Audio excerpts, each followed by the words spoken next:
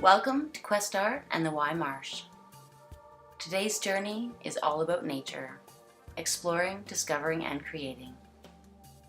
Throughout history, nature has served as the muse and influence for many artists and continues to be a source of inspiration into the present day.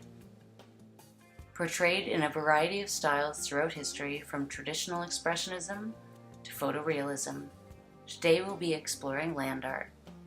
Land art, known as earth or environmental art and earthworks, is an art movement that emerged in the 1960s and 70s, largely associated with Great Britain and the United States, but which also included examples from many different countries.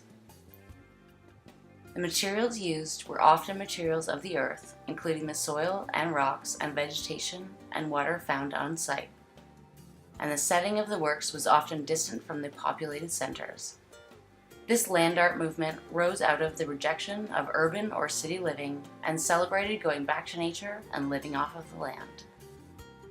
In the 1960s and 70s, land art protested the museum or gallery as a setting for artistic activity and developed monumental landscape projects which were beyond the reach of traditional transportable sculpture and the commercial art market, although photographic documentation was presented in gallery spaces.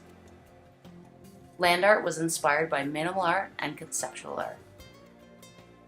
Alan Sonfist used an alternative approach to working with nature and culture by bringing historical nature and sustainable art back into New York City.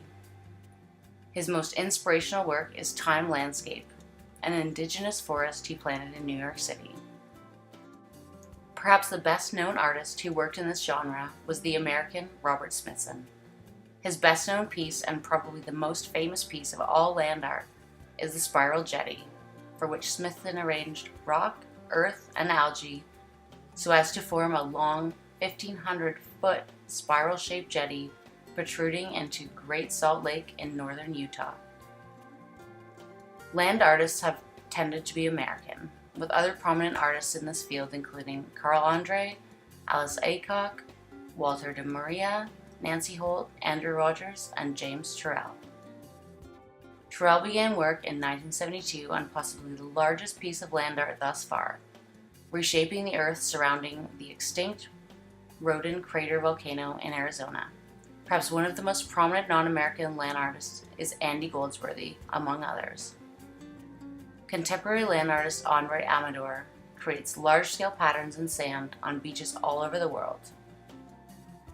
The earth art of the 60s was sometimes reminiscent of and inspired by much older land works, like Stonehenge, the pyramids, and the Nazca Lines in Peru, and often evoked the spirituality of such archaeological sites.